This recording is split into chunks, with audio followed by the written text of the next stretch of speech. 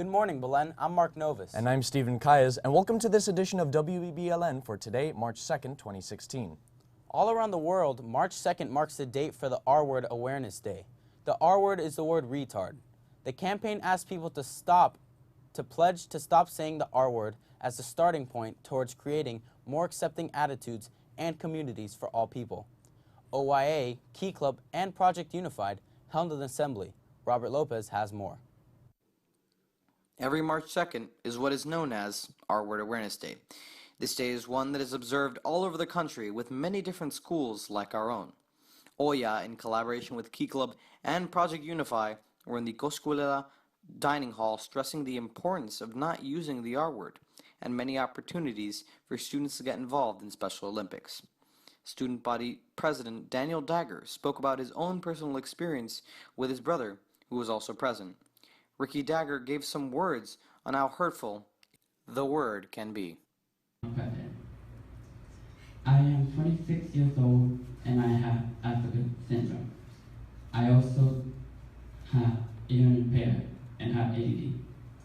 These disabilities do not define me.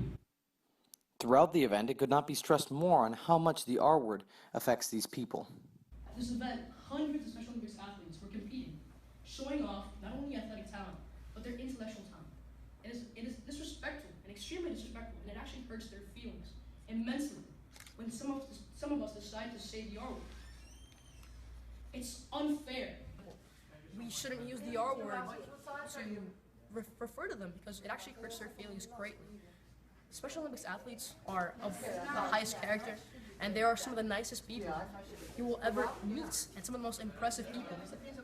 One thing that I've always said is that when you volunteer at Special Olympics, you gain much more than you give, which is why we shouldn't use the R-word to refer to them, as Ricky and Ramon can certainly tell you.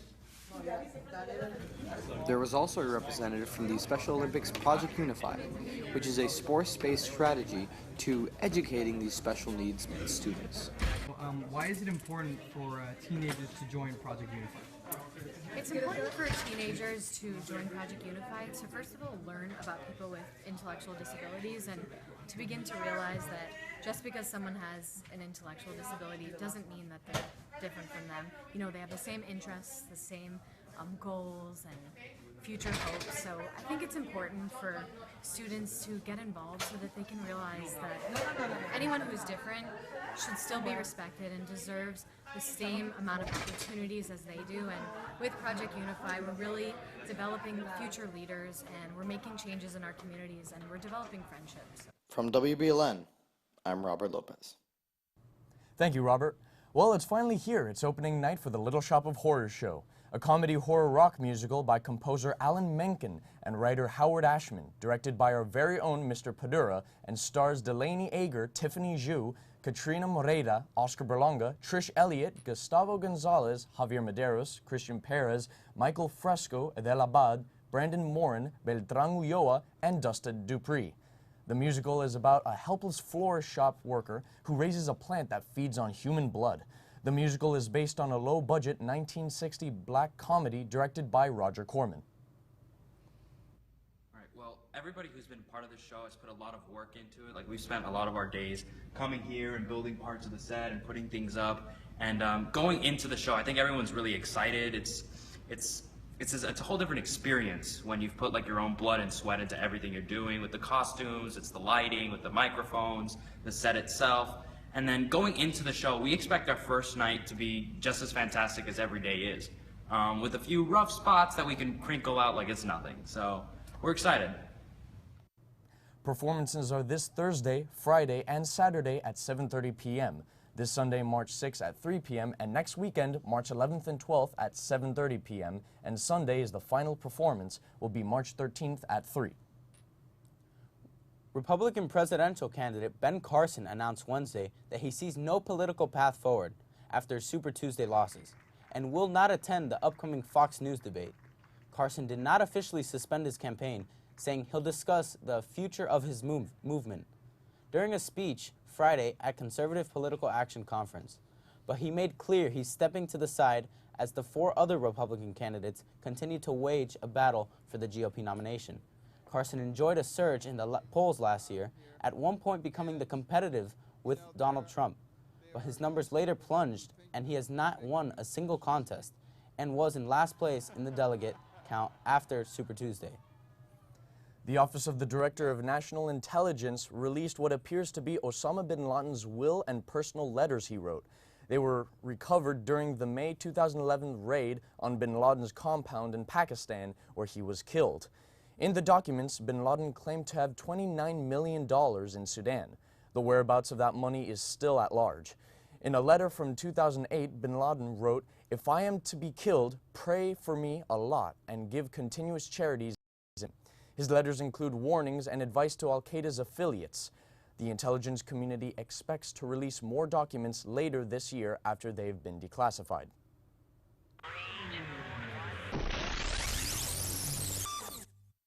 All right, guys, it's almost Friday. Now here's your scoop for today.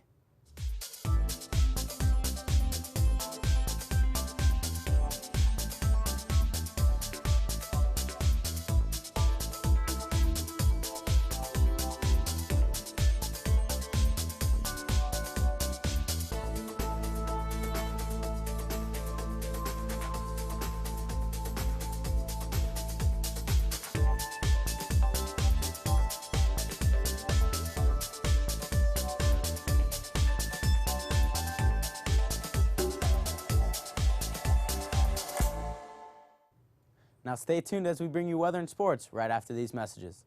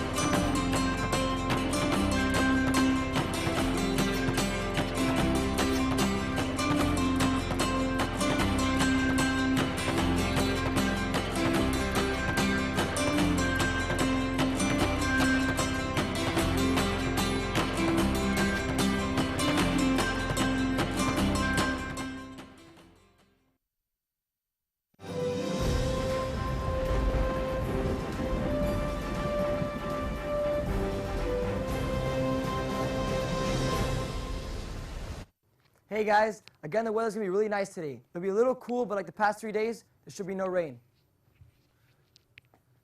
As you can see, the temperatures are really low. There may be some high clouds in the area, but other than that, we should be fine. So look at the highs and lows.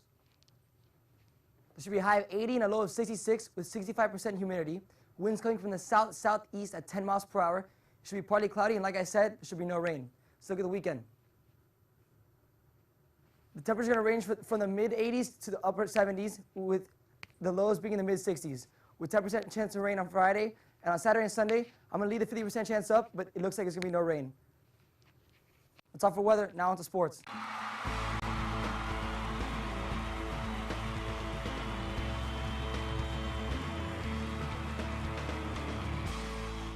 Thank you, Frankie. The Belen varsity volleyball team defeated Archimedian 3-0. Frankie La Cámara had 10 kills, 3 assists, and 4 aces. Andres Piñata had 10 kills, 3 blocks, and 2 aces. Their record on the season is now 2-0. The varsity lacrosse team will host University School at 7 p.m. at Tropical Park. The JV lacrosse team plays at University School. Game time is 5 p.m. The middle school goal lacrosse team will host the blue team at 4 p.m. at the Hernandez Field. The varsity water polo plays at Riviera Prep. Game time is 4:30 p.m. The varsity tennis team plays at Miami Springs. Match time is 3 p.m. Tuesday night, Belen alumnus Jose Pañeda, class of '82, along with fellow Heat announcer Eric Reed, were honored before the Heat's game against the Bulls. Both have announced 2,000 career games for the Miami Heat. Known as La Voz, Jose Pañeda has been with the Heat since its inaugural season in 1988. In 1990, Jose became the Spanish voice of the Heat. He received gracious words from Heat President Pat Riley. One day, I know it's going to happen, we'll have their numbers and their voices and their lips hanging from the rafters too, because they both deserve it. I just want to say congratulations to the both of you for 2,000 games called. Congratulations, Mr. Pañeda. Final score of the game was 129-111.